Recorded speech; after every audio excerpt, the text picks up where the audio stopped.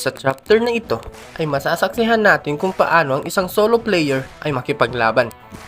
Kang Jinyuk, itikler mag-isa ang unang event? Magawa niya kaya? Kaya't wag na natin patagalin pa, let's go! Nagsimula ang chapter na ito na nag-uunahan ang mga tao sa pagkuha ng prutas galing sa puno ng mangrove.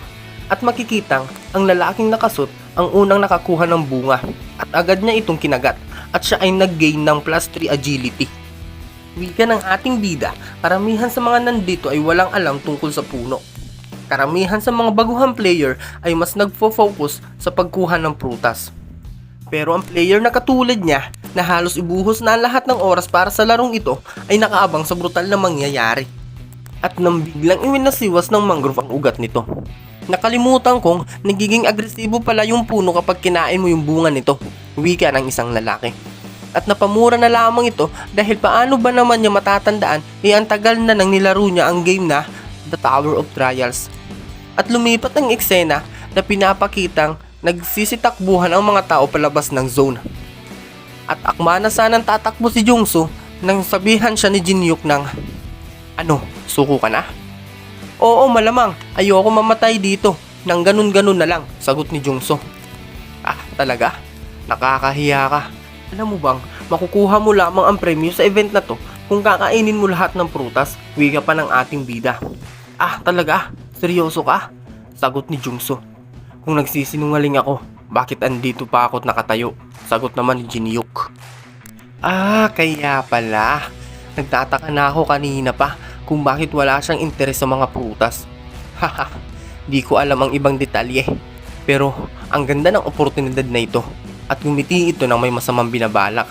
Eh, kung nagsasabi ka talaga ng totoo, ano ang kailangan natin gawin?" wika pa ni Jungsu. At sumagot naman si Jinyuk ng, "Kailangan nating umatake ng sabay. Kasi kapag umatake tayo ng isa-isa, mas madali tayong mahuhuli ng mga ugat na yan. Kaya ang kailangan nating gawin ay umatake mula sa magkaibang direksyon ng sabay." At sumagot si Jungsu ng, "So kailangan natin distrakin yung puno?" "Oo, ganun nga," sagot ni Jinyuk. "At tatandaan mo, kapag may isa sa ating di umatake, pareho tayong mamamatay." "Huwag kang mag-alala, maraming beses ko na rin nalaro ang game na ito," sagot ni Jungsu. Makikita ang nagsimula ng maghanda ang dalawa para umatake. "Ngayon na!" wika ni Jinyuk. At sabay silang umatake patungong sa puno. "Teka lang, si Jungsu, nasa na?" "Isa kang malaking tanga, Jinyuk. Akala mo, maniniwala ako sa mga kasinungalingan mo? Sige, at nang maging pain ka, hahaha. Buti na lang, hindi ka nagbabago, Junso. Walang ibang pain dito kundi ikaw," wika ni Jinyuk. At pasimpleng inilaga ni Jinyuk ang pag-atake ng puno at makikitang patungo ang pag-atake ng puno papunta kay Jungsu. At huli na ang lahat nang mapansin ito ni Jungsu at pinuluputan ang buo niyang katawan ng puno. Namutla at nagmakaawa pa si Jungsu para humingi ng tulong kay Jinyuk. Subalit, tinawanan lamang siya at nagwikang, "Bakit kita tutulungan? Kung may problema ka, bakit di mo ilapit sa mga abogado mo?" At walang kalaban-laban si Jungsu sa lakas ng pagkakapit sa kanya ng puno. At makikitang napaiyak na lamang ito sa takot at napasigaw ng, "Hindi!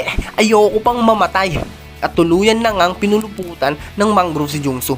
At makikita nagkaturug-durug ito at nagsitalsikan ang dugo nito sa paligid. At napawika ang ating bida ng, "Paalam, isa kang basura." At lumipat ang eksena na handa na si Jinyuk para seryosohin ang laban. At eto na nga mga lods, masisilayan na natin kung paano makipaglaban ng seryoso ang isang solo player na si Jinyuk. Napansin ni Jinyuk na mayroong aatake sa kanya mula 22 degrees mula sa kanyang kaliwa at 35 degrees naman mula sa kanyang kanan.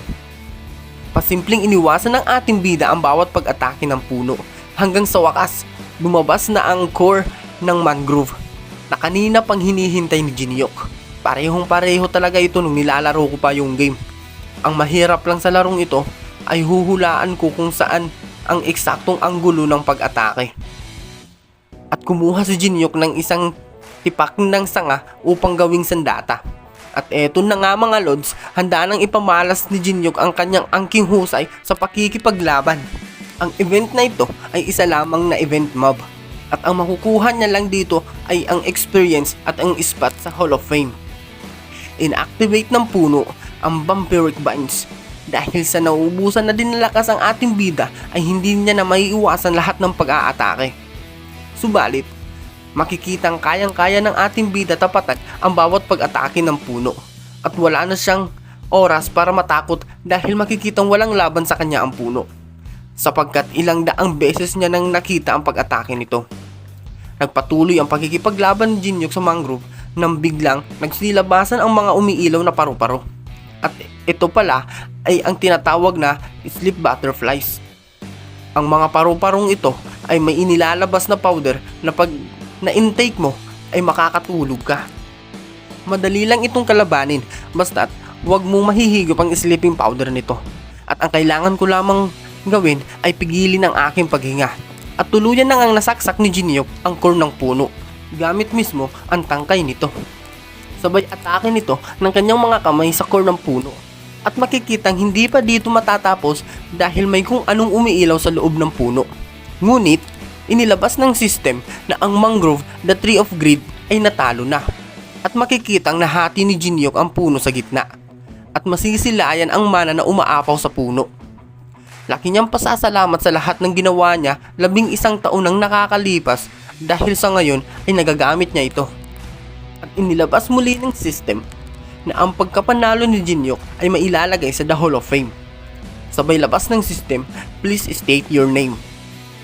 Ano pa nga bang inaasahan mo sa basurang larong ito? Kailangan pa talaga ng personal information. Ewan ko lang sa isip-isip ng ating bida. At nagsalita si Jinyuk. Wala akong pangalan, confidential. Di ko kailangan ilabas ang totoo kong pagkatao dito. Dahil baka malaman ng mga tao sa social media na ako ang the former top player. Sa isip-isip nito. At inilabas ng system ang name unknown. At ang iyong mukha ay lalagyan ng maskara. At ang iyong boses ay babaguhin. At nagsalita ang ating bida. Bago ang lahat, ito ang pinaka-importante.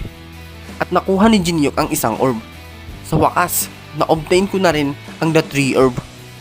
Kung ang prutas ng puno ay nagbibigay ng plus 3 na magic o agility, ang the tree herb naman ay bibigyan ka ng plus 12 bonus stats. Kung pagbabasehan na kada level up ay magkakaroon ka ng plus 3 na stats kapag kinain mo ang orb na ito para kang nag-level up ng 4 na beses. At pagkatapos ay kinain ni Jinyuk ang orb. Tinignan niya ang kanyang status at lumabas sa system. Name, Kang Jinyuk. Sex, male. Age, 27. Level, 1. Strength, 5. Agility, 6. Vitality, 7. Magic, 5. Stat point possessed, 12. Class, none. Unique ability, none. At ang pinakahuli sa lahat, skills, none. Haha, level 1 na may 12 points na stat. Ako ang pinakamalakas na level 1. Makatapos ang isang oras, nag-viral agad sa social media ang pagka-clear ng mangrove, the tree of greed. At inilabas ng system na maa-upload ang video ng pagka-clear ni Jinyuk sa event within 10 minutes. Sumabog ang comment section dahil sa balitang may nakapag-clear ng unang event ng Tower of Trials. Subalit, nang di pa na i-upload ang video ng pagka-clear ng event, ay maraming mga haka-hakang baka daw dinaya ang unang event. Subalit, na may upload na ng system ang video, lahat ng haka-haka ay nagsitigil. Samantalang, sa main account naman ni Jinyuk ay nag-message sa kanya ang direktor ng 5-star semiconductor na si Park Hoo-sik.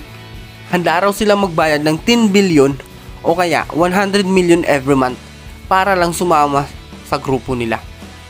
Wika ni Jinyuk, di na masama para sa level 1. At para talunin ang Mangrove of Greed, hindi yun madali. Siguro dahil sa pag-i-stream ko to dati, kaya sila ngayon lumalapit. Ang nakaraan kong buhay ay malayo sa mga mangyayari mula ngayon. Kung dati, sobrang hirap para mabuhay at kailangan ko pang di kumain ng sapat ng ilang linggo para na makapagmukbang. Ngayon, kung ito ang panibago kong pagkakataon, tatanggapin ko ito ng buong puso. Subalit, sa pagkakataong ito, Wala akong balak ibahagi ang aking kaalaman. Kahit 1 o 10 bilyon pa ang nasa harapan ko. Subalit, walang masyadong epekto sa akin ang manang nanggagaling sa Tower of Trials. Pero, ang mga artifacts na nandito sa labas ng mundo ay naging mga holy artifacts. Pero syempre, lahat ng yun ay peke. Dahil ang mga original na legendary artifacts ay nasa mismong tower. At dito nagtatapos ang ating mga chapter mga lods. Please like and subscribe para sa mga susunod na chapter. Salamat!